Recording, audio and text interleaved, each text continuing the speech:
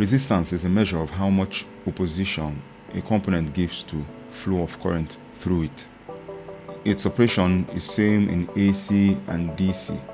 It's completely independent of frequency, converts electrical energy to heat.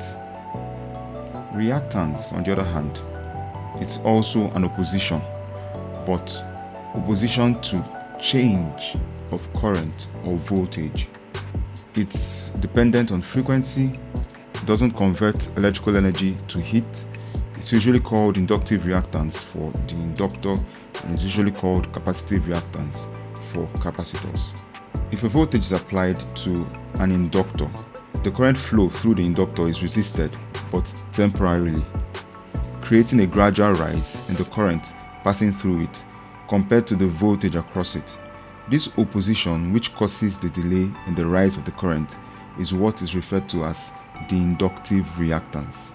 And this is why, when an alternating current is placed across the inductor, we have the voltage leading the current. For the capacitor, when a voltage is applied, the voltage across the capacitor rises gradually compared to the current flowing into the capacitor.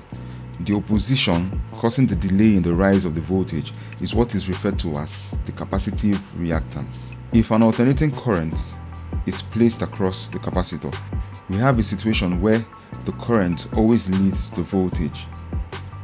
All this happens because the alternating current and its voltage are ever changing, hence the term alternating. And reactance is opposition to change of current in inductors and change of voltage in capacitors. The inductive reactance is usually low at low frequency and is usually high at high frequency, while the capacitive reactance is usually high at low frequency and usually low at high frequencies. Now for impedance.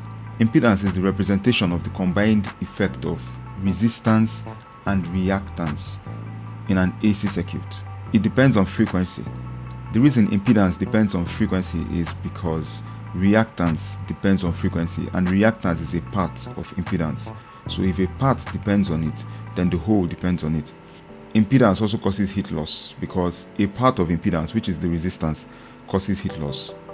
So if you want to further understand why the capacitor and the inductor behaves the way they do, watch out for the next video on why inductors and capacitors make AC circuits dramatic.